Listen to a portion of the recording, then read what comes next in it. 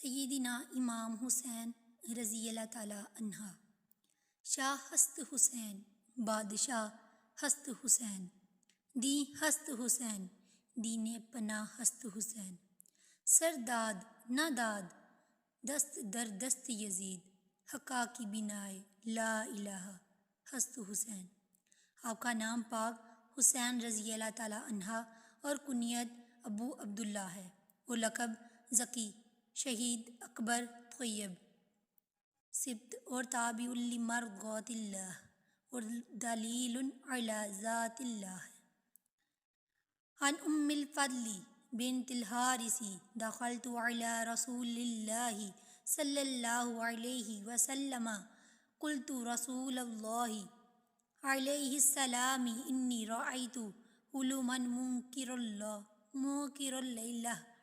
حضرت ام الفضل رضی اللہ تعالیٰ عنہ فرماتی ہیں کہ میں حضور صلی اللہ علیہ وآلہ وسلم کی خدمت اقدس میں حاضر ہوئی اور عرض کی، یا رسول اللہ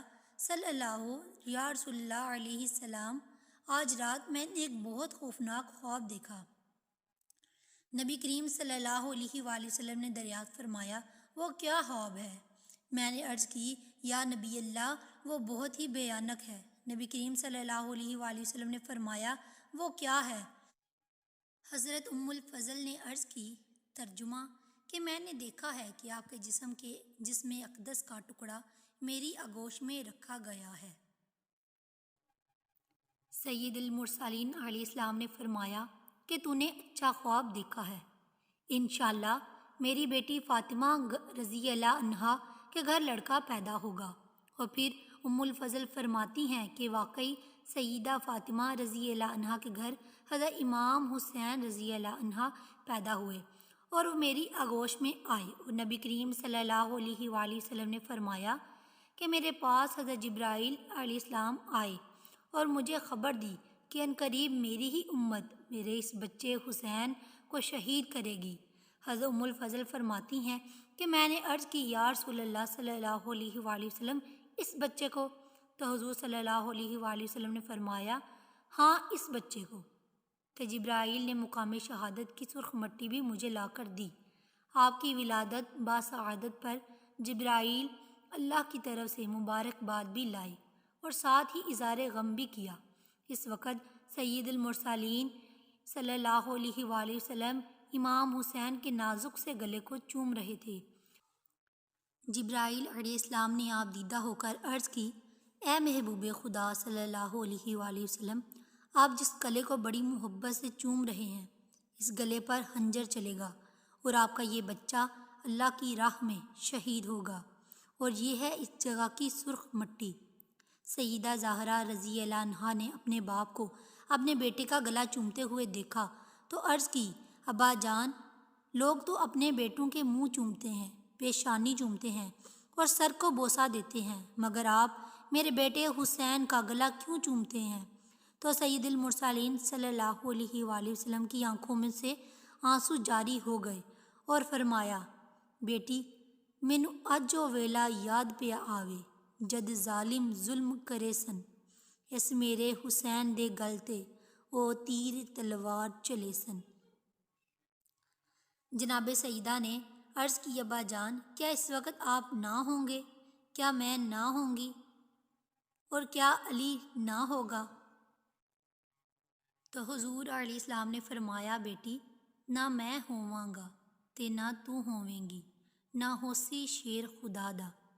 ایک اے زینب روندی ہوسی جد تکسی حال بھرا دا۔ امام الانبیاء صلی اللہ علیہ وآلہ وسلم نے فرمایا کہ اس بچے کا نام کیا رکھا ہے؟ شیر خدا نے عرض کی کہ آقا، اس کا نام تو اس کا نانا پاک ہی رکھے گا۔ ابھی نبی پاک خاموش ہی تھے کہ جبرائیل علیہ السلام امین حاضر خدمت ہوئے اور عرض کی، یا رسول اللہ صلی اللہ علیہ وآلہ وسلم، اللہ تعالیٰ کی طرف سے اس بچے کی ولادت کی مبارکباد قبول فرمائیے، اور پھر خدا فرماتا ہے کہ اس بچے کا نام حسین رکھا جائے۔ کملی والے نے حضرت حسین رضی اللہ عنہ کے کانوں میں اذان کہی اور ساتھ ہی فرمایا، بیٹا حسین، یہ تیرے نانے مصطفیٰ کی آواز ہے، اس کی لاج رکھنا۔ امام حسین رضی اللہ عنہ نے آنکھ کھولی اور نانے پاک کی طرف دیکھا اور نگاہ سے نگاہ ملی تو حضرت امام حسین نے نگاہوں ہی میں جواب دیا کہ نانا جان آپ فکر نہ کریں، اگر آواز آپ کی ہے تو کان حسین کے ہیں، اور لوگ تو مسجدوں میں قرآن پڑھتے ہیں، ممبروں پر قرآن پڑھتے ہیں اور مسلوں پر قرآن پڑھتے ہیں، مگر نانا جان اگر وقت آیا تو میں نیزے پر بھی قرآن پڑھ کر سناؤں گا۔ جب تک دنیا قائم رہے گی امام حسین کا نام زندہ رہے گا، اس لیے نہیں کہ وہ نواسہ رسول ہے، اس لیے نہیں کہ وہ جگر گوشہ بطول ہے، اور اس لیے نہیں کہ وہ نور نگاہ علی ہے۔ نواسہ رسول ہونا بڑی سعادت، جگر گوشہ بطول ہونا بڑی شان، اور نور نگاہ علی ہونا بڑی عزت، لیکن امام حسین کا نام اس لیے بھی زندہ رہے گا کہ اس کی ہمت پر علی شیر خدا کو ناز ہے، اس نواسے پر محمد مصطفیٰ کو ناز ہے۔ سجدے تو سب نے کیے پر اس کا نیا انداز ہے، اس نے وہ سجدہ کیا جس پر خدا کو ناز ہے۔ خدا کو ناز ہے اور ہو بھی کیوں نہ، سجدہ فرش والے بھی کرتے ہیں اور عرش والے بھی، زمین والے بھی کرتے ہیں اور آسمان والے بھی، جنت کی حوریں بھی کرتی ہیں اور بہشت کے غلمان بھی، اور زمین سے لے کر آسمان تک اور فرش سے لے کر عرش تک، کائنات کا ذرہ ذرہ خداوند تعالیٰ کی حمد و ثنا اور تسبیح و تہلیل میں ہر وقت مشغول رہتا ہے، مگر عرش عظیم کے سائے میں سجدہ کرنا آسان ہے، جنت کی پرکیف فضاؤں میں حمد و ثنا کرنی مشکل نہیں، مسجد کے حجرے میں اللہ اللہ کرنا آسان ہے، لیکن بیٹے کی لاش پر گھوڑے دوڑتے دیکھ کر، معصوم اصغر کے حلق پر تیر پیوست ہوتا دیکھ کر، عباس کے بازو قلم ہوتے دیکھ کر، اون و محمد کی لاشیں تڑپتی دیکھ کر، اور پھر اپنے جسم پر سینکڑوں زخم کھانے کے بعد میدان کربلا کی تپتی ہوئی ریت پر بارگاہ الہی میں سجدہ کرنا حسین ہی کا کام ہے۔ اس دنیا میں اہل بیت سے بغض و عناد رکھنے والے ایسے بھی خارجی ہیں جو اپنے بغض و عناد کی بنا پر یہ کہتے ہیں کہ حضرت امام حسین لڑنے کے لیے گئے تھے اور لڑائی کے ذریعے اپنی خلافت منوانے کے لیے گئے، مگر اے طرت پیغمبر سے تعصب رکھنے والے خارجیوں اور اے حضرت امام حسین کے یزید کی حکومت کو باغی کہنے والے یزیدیوں، اپنی آنکھوں سے تعصب کے پکڑے پردے ہٹا کر دیکھو، اپنے دلوں سے بغض و عناد کے غبار کو مٹا کر سوچو، اپنی عقل و ہوش سے خارجیت کی پٹیاں اتار کر سمجھو، اور اپنے دماغی شعور سے دشمنی امام حسین کی مٹی کو جھاڑ کر بات کرو کہ اگر وہ لڑنے کے لیے جاتے تو اپنے ساتھ عرب کے بہادروں کا ایک لشکر لے کر جاتے، مدینہ کے غازیوں کی فوج لے کر جاتے اور مکہ کے مجاہدوں کی تلواریں لے کر جاتے، اور اگر وہ لڑنے کے لیے جاتے تو اپنے 6 ماہ کے شیر خوار اصغر کو ساتھ لے کر نہ جاتے، 6 سال کی معصوم بیٹی سکینہ کو لے کر نہ جاتے،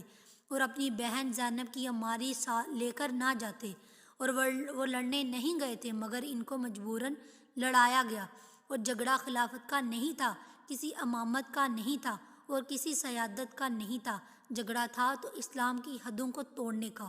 لڑائی تھی تو دین سے دشمنی کی، اور تنازع تھا تو شریعت مصطفیٰ سے بغاوت کا۔ ہاں، اگر یزید کی حکومت بھی غیر اسلامی نہ ہوتی اور اس کا نظام حکومت بھی غیر شرعی نہ ہوتا